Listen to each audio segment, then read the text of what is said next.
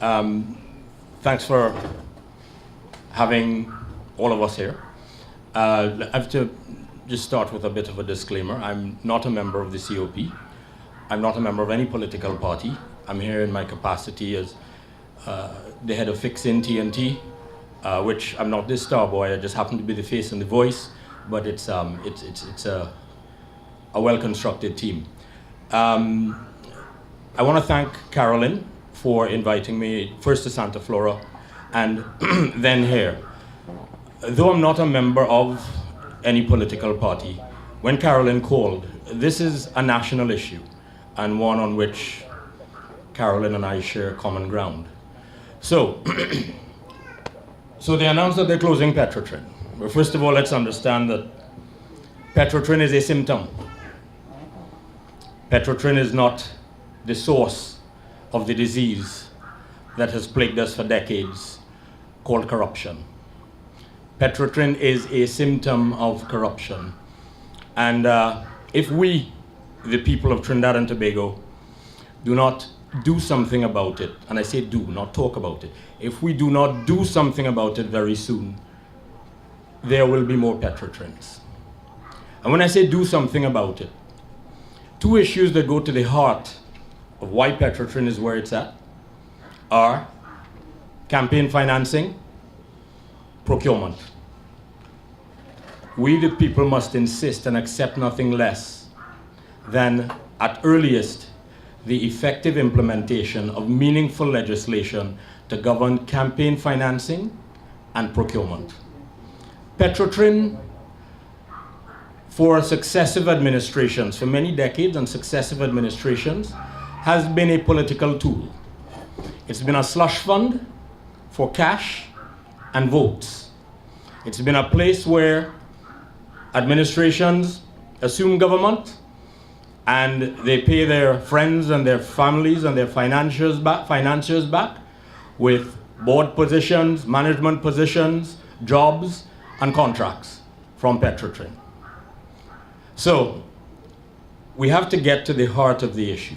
Now, Dr. Rowley and this PNM administration want us to have this conversation about what is happening with Petrotrin without talking about pre-2010,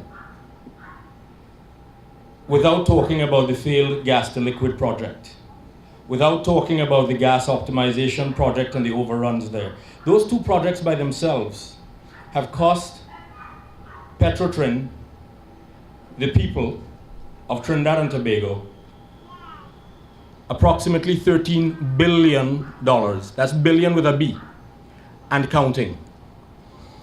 You know what could have been done? What could have been done with Petrotrin with $13 billion? It probably could have been where it's supposed to be right now. So we have, I was sharing with Carolyn earlier. Well, let me say this first. As every day goes by, we learn more about what is happening with conversations that we have with different people and so on, meaning us at Fixin T&T. The decision to shut Petrotrin down was made by the board, and it was a commercial decision. And it is a commercial decision that any business person making a business commercial decision would make. It is the correct commercial decision at this time, probably. However, governments are not allowed to make decisions exclusively based on commercial factors. There's social impact. There are a number of other factors that governments have to take into account, and this government, through yet another demonstration of its insensitivity, has chosen to ignore. And those are among the reasons why this must not be allowed to continue. When I'm asked whether Petrotrin should be shut down, the answer is, I don't know. Based on the information that is in the public domain, based on the numbers that are in the public domain, but again, it's all hearsay, because none of us has seen the McKinsey report. Based on what we're told, the numbers make sense. It makes sense to say, yeah, maybe we should close it down. But we do not know until there is full disclosure and transparency, which is why, like Carolyn, we've supported the call for the McKinsey report to be made public. Now, we understand that a report like the McKinsey report, not every aspect of it probably could be made public. There will be some proprietary information, meaning proprietary to McKinsey, with respect to how they analyze and the formulas they use to come up with what they come up with and so on.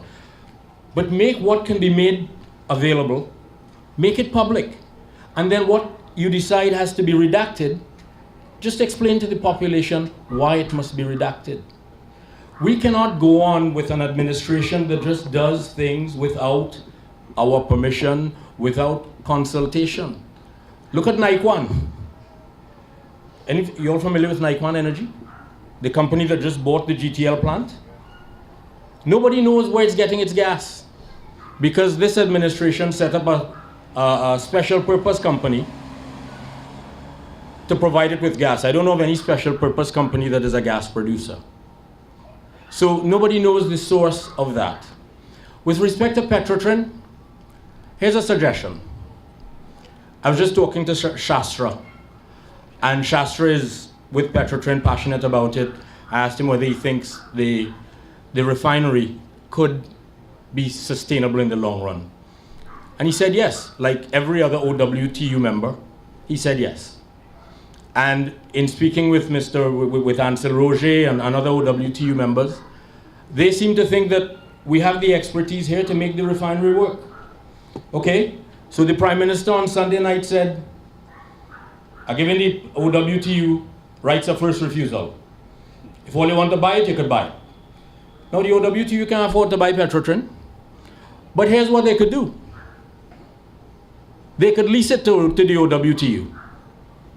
So it doesn't cost the OWTU a cent to then go in there, start operating the refinery if the OWTU truly believes that it has the expertise to do it. Of course, the OWTU then can invite the management expertise that is required. The OWTU then can solicit investors, but it is an opportunity for the refinery to continue.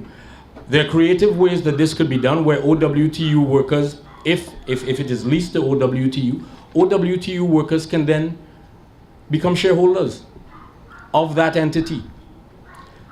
Becoming shareholders of that entity that you now own, you're focused on maximizing efficiency. There would have to be some sacrifices, I would imagine, in terms of there might have to be some salary decreases, probably even some layoffs, but not the extent that we're talking about now.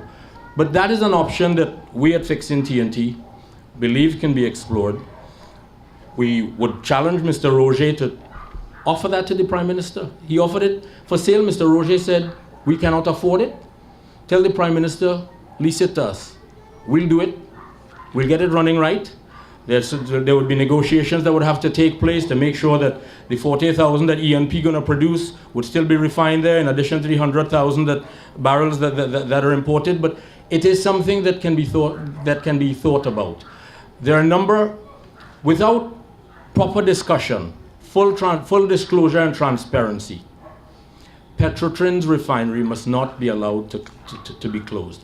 Not a single person should be sent home, not a single thing closed, until and unless there is full disclosure and transparency. And that is all, that is a very reasonable, I wouldn't say ask, because this is not something we must be prepared to ask for. This is something that we must insist on and accept nothing less. That is the commitment that we have to this project, because as Jamie alluded to, this just doesn't impact Petrotrin workers, it impacts every country. My company doesn't have a single piece of business with Petrotrin, but many of my clients do. So then it impacts me. And when it impacts me, it impacts people who depend on me as well. So it will be a domino effect. This is something, I repeat, this is not an ask, Trinidad and Tobago. This is not an ask, people. We're not asking, we're not demanding. we must insist and accept nothing less than full disclosure, full transparency, discussion, discourse, debate, proper analysis before a single thing is closed or a single person from Petrotrin sent home. Thank you.